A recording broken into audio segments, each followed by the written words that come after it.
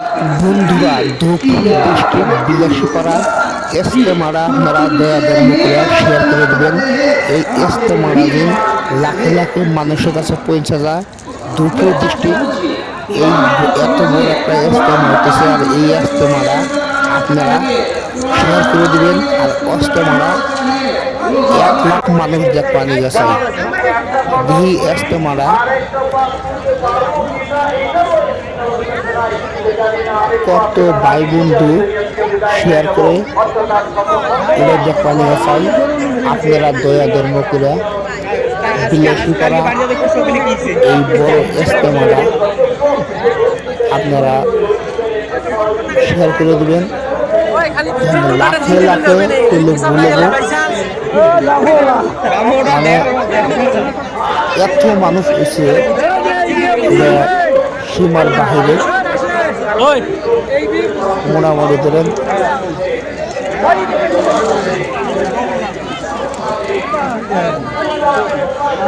মিলনে মিলনে মানুষ হয়েছে। নিচে উঠতে ধরেন 20 লাখ 30 লাখ মানুষ হবে। এত মানুষ হয়েছে, একটা আইডিয়া করে পেলাম 20-30 লাখ, কিন্তু উপরে হবো। রাস্তাঘাটে আছে মোটামুটি ধরুন 2-4 লাখ রাস্তা গাড়ি আছে। আর ইজতেমার ফিল্ডে মিলনে মিলনে মানুষ আছে। এত বড় জায়গা, আর এই জায়গার মধ্যে মানুষ ধরতেছে না।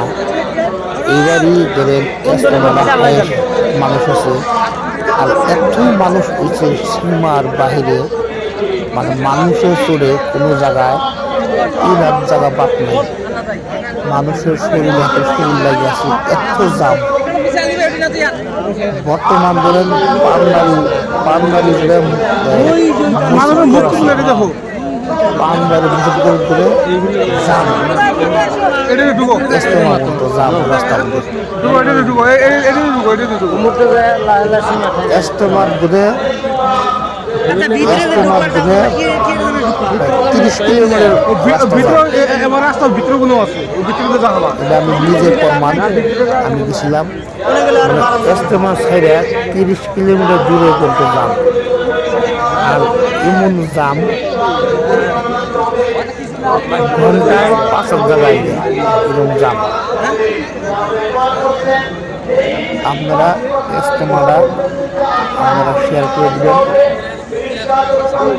যারা ইজতেমা ভালো পান আপনারা দয়া ধর্ম করে এই ইজতেমার ভিডিওটা আপনারা শেয়ার করে দেবেন।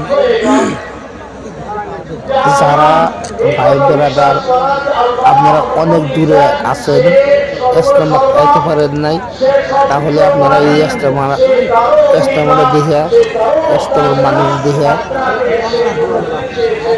লাইক করবেন, শেয়ারটা করে দিয়েন। এত মানুষ হয়েছে সীমার বাহিরে। 12টা ডিস্ট্রিক্ট মিলে একটা ইজতেমা পাচ্ছে। দুটি ডিস্ট্রিক্টে একটা ইজতেমা হইতেছে, 12টা ডিস্ট্রিক্ট মিলে। আর এত মানুষ হয়েছে সীমার বাহিরে কয়েছিল না। আমি একটা কথা গেছি, ইজতেমা ছাড়া 30 কিলোমিটার দূরে যাম, রাস্তা যাম, 4 সাইড যাম, সারাটা রাত যাম, সারাটা দিন যাম, কোনো সময় যাম ছাড়ে না। এত মানুষ আছে এই ইজতেমা বাহিরে মানুষ আছে, কল্পনাও করতে পারিনি যে এত মানুষ এই ইজতেমার উপর। ইনশাল্লাহ অনেক মানুষ আছে, আর অনেক ভালো লাগছে। মানুষ দেখে অনেক ভালো লাগছে। এত মানুষের ভিতরে কোনো হাই পেশাও নাই, কোনো কেলেঙ্কারি নাই। এত সুন্দরভাবে ইজতেমাটা পার হইতেছে, অনেক ভালো লাগছে। সীমার বাহিরে মানুষ হচ্ছে, আর এবার ইজতেমাটা পাইয়া অনেক ভালো লাগছে।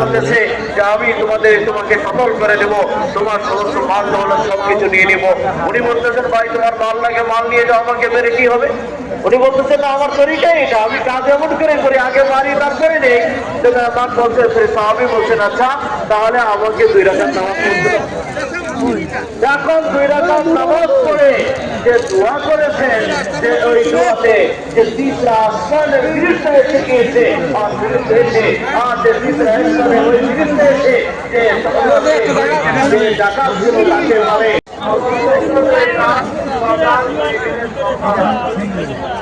সকাল হয়ে গেলে আমি কোনো আশা করি না যে আপনি থাকবো, আর সন্ধ্যা হয়ে গেলে আমি সকালের আশা করতে পারি না, সকাল পর্যন্ত বেঁচে থাকবো। মনে করি এটাই আমার জীবনের শেষ দিন। ইয়া রাসূলুল্লাহ, আমার অবস্থা বের হবে।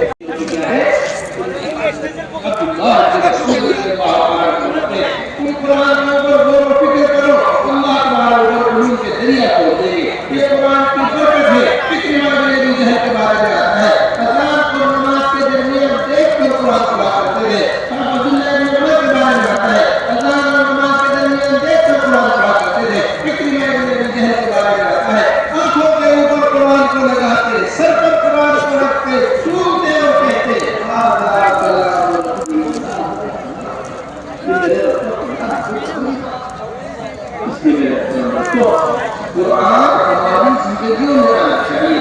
यजीद बिन बारूस